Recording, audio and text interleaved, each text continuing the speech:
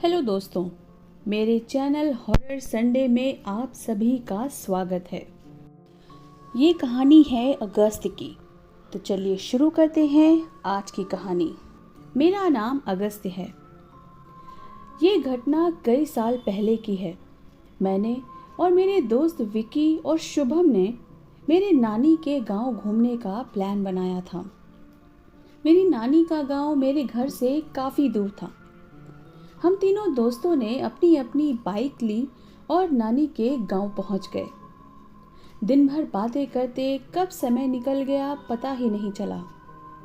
शाम होने पर हम तीनों दोस्तों ने घर से बाहर पार्टी करने का प्लान किया, क्योंकि नानी के घर पर तो ये सब पॉसिबल नहीं था। गांव के पास एक नहर बहती थी, जिसके पास एक वीरान सी जगह थी। वहाँ कोई ज़्यादा आता जाता नहीं था। रात को वहाँ काफ़ी सन्नाटा रहता था। हम दोस्तों ने पार्टी का सारा इंतज़ाम किया। वो जगह हमारे घर से करीब 4 से 5 किलोमीटर की दूरी पर थी। हम तीनों दोस्त अपनी अपनी सवारी से निकल पड़े। वहाँ पहुँचते पहुँचते हमें काफ़ी रात हो गई थी। चारों तरफ एकदम सन्नाटा छाया हुआ था। झींगरों, कीड़े मकोड़ों की आवाज़ें माहौल को बेहद डरावना बना रही थी। उस जगह को देखकर एक अजीब सी मनहूसियत महसूस हो रही थी। तभी मेरा दोस्त विक्की बोला, चलो यार, घर वापस चलते हैं, मुझे यहाँ कुछ ठीक नहीं लग रहा है। तब मैंने कहा, क्या विक्की, तू इतना क्यों डर रहा है? हम अभी तो यहाँ आए हैं। तब मेरा तीसरा दोस्त शुभम बोला, तुम लोग यहीं रुको, मैं जलाने के लिए कुछ सूखी लकड़ियाँ लेकर आता हूँ। इतना कहकर शुभम वहाँ से चला गया। मैं और विकी वहीं रुककर जगह साफ करके बैठने का इंतज़ाम करने लगे। उधर शुभम को कुछ दूरी पर एक झोपड़ी दिखाई दी, जिसके आसपास काफ़ी सूखी झाड़ियाँ और लकड़ियाँ थीं। शुभम उसी झोपड़ी की तरफ चल दिया। अब तक शुभम को गए हुए 20 से 25 मिनट गुजर चुके थे, पर शुभम वापस नहीं आया। अब हमें शुभम की चिंता हो रही थी। मैंने शुभम का फ़ोन ट्राई किया, पर फ़ोन नॉट रीचेबल था। तब मैंने विक्की से कहा कि मुझे कुछ ठीक नहीं लग रहा है, चलकर देखते हैं शुभम अभी तक वापस क्यों नहीं आया। ये कहकर हम दोनों उसी दिशा में शुभम को आवाज़ देते हुए चल दिए जिस तरफ शुभम गया था। तभी हमें कुछ दूर जाकर वो टूटी फूटी झोपड़ी दिखाई दी। मैंने सोचा, क्यों ना उस झोपड़ी में देख लिया जाए, कहीं शुभम उस झोपड़ी के आसपास तो नहीं। झोपड़ी के पास जाकर हमने आवाज़ लगाई, शुभम, शुभम, क्या तुम यहाँ हो? पर कोई जवाब नहीं आया। तभी हमें झोपड़ी के अंदर से कुछ आहट सुनाई दी। मैंने और विकी ने एक दूसरे की तरफ देखा और झोपड़ी की तरफ बढ़ गए। मैंने दरवाज़ा खोलने के लिए अपना हाथ उसके दरवाजे पर रखा ही था कि दरवाज़ा अपने आप तेज चरमराहट की आवाज़ के साथ खुल गया। एक पल को तो मैं काफ़ी डर गया था, पर फिर हिम्मत करके झोपड़ी के अंदर चला गया। विकी मेरे पीछे ही था। मैंने इधर उधर देखा, वो झोपड़ी बिल्कुल खाली थी।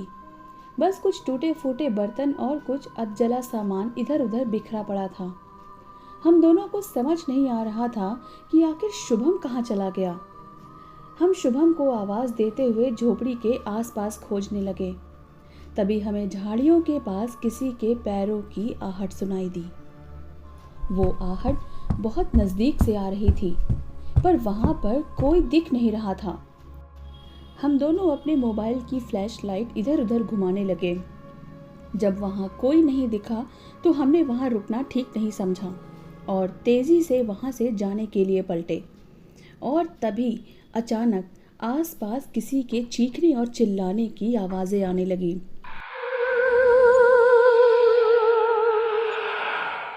मानो एक साथ बहुत सारे लोग बहुत तकलीफ़ में हों और मदद मांग रहे हों। वो आवाज़ें बहुत भयानक थीं, जो किसी का भी दिल दहला दे। चारों तरफ वो आवाज़ें गूंज रही थीं। तभी मैंने शुभम की आवाज़ सुनी। ऐसा लगा मानो शुभम किसी मुसीबत में है और हमें पुकार रहा है। पर चारों तरफ ढूंढने के बाद भी हमें शुभम कहीं नहीं मिला। तब विकी कहता है कि मैंने कहा था ये जगह ठीक नहीं है, पर तुम लोगों ने मेरी एक नहीं सुनी और देखो हम ये किस मुसीबत में पड़ गए। तब मैंने विकी से कहा, अब जल्दी चलो यहाँ से, यहाँ पर हम 1 मिनट भी नहीं रुकेंगे। ये कहकर मैं अपनी बाइक की तरफ दौड़ा, पर कुछ दूर जाकर मैंने देखा कि विकी अभी भी वहीं खड़ा है। मैंने उसे आवाज़ लगाई, विकी क्या कर रहा है वहाँ? जल्दी आना, निकलते हैं यहाँ से। पर वो कुछ नहीं बोला, ना ही उसने मेरी तरफ पलट कर देखा। वो आवाज़ें आनी भी अब बंद हो चुकी थी। मैं हिम्मत करके विक्की के पास गया और उसके कंधे पर हाथ रखकर बोला, क्या कर रहा है यहाँ? चलना जल्दी यहाँ से। तब विक्की की गर्दन अचानक पीछे घूम गई। मैंने देखा उसकी आंखें एकदम सफ़ेद थीं। पूरे चेहरे पर चाकू से कटने के निशान थे, जिसमें से खून बह रहा था। विक्की का इतना भयानक चेहरा देखकर मेरे पसीने छूट गए।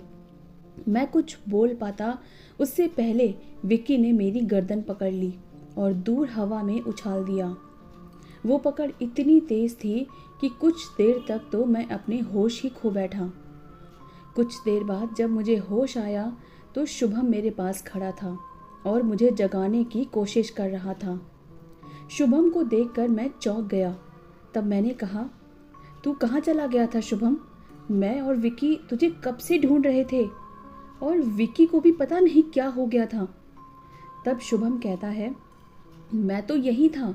जब मैं लकड़ी लेकर वापस आया तो तुम लोग यहाँ नहीं थे। मैंने तुम लोगों को बहुत ढूंढा। तुम लोगों की मुझे आवाज़ें सुनाई दे रही थी, पर तुम लोग कहीं भी नहीं दिख रहे थे। पर अब जल्दी चलो यहाँ से, यहाँ पर कुछ ठीक नहीं है। जल्दी चलो, नहीं तो हम नहीं बचेंगे। तब मैं और शुभम अपनी बाइक की तरफ भागे और कुछ ही देर में हम घर पहुँच गए।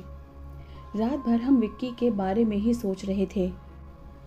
विक्की की आवाज़ें हमारे कानों में गूंज रही थीं। ऐसा लग रहा था जैसे वो हमें पुकार रहा हो, पर डर के कारण हमारी वहाँ जाने की हिम्मत नहीं हुई। अगले दिन सुबह होते ही हम दोनों वापस उसी जगह विक्की को ढूंढने पहुँच गए।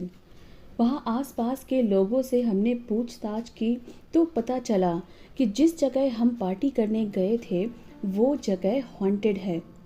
पर हमेशा ऐसा नहीं था। कई साल पहले यहाँ बहुत सारे परिवार इन झोपड़ियों में रहते थे और अपना जीवन बसर करते थे।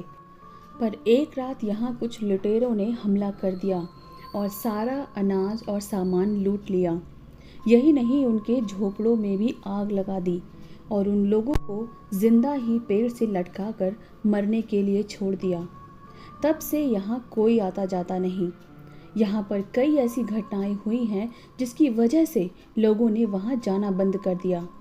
अगर कोई गलती से भी वहाँ चला गया तो कभी वापस नहीं आया। तुम लोग बहुत खुश नसीब हो जो जिंदा बच गए। तब हमने उन्हें अपने दोस्त विक्की के बारे में बताया। उन लोगों ने हमारे साथ चलकर विक्की को ढूंढने में हमारी मदद की। पर वहाँ पहुँचकर हमने जो देखा उससे हमें अपनी आंखों पर यकीन नहीं हुआ। विक्की की लाश एक उसी झोपड़ी के पास एक पेड़ से लटक रही थी। उसका पूरा शरीर सफ़ेद पड़ चुका था, मानो उसके शरीर में खून की एक बूंद भी ना हो। विक्की की ऐसी हालत देखकर हम दोनों दोस्त फूट फूट कर रोए। हमने अपना एक अच्छा दोस्त खो दिया था।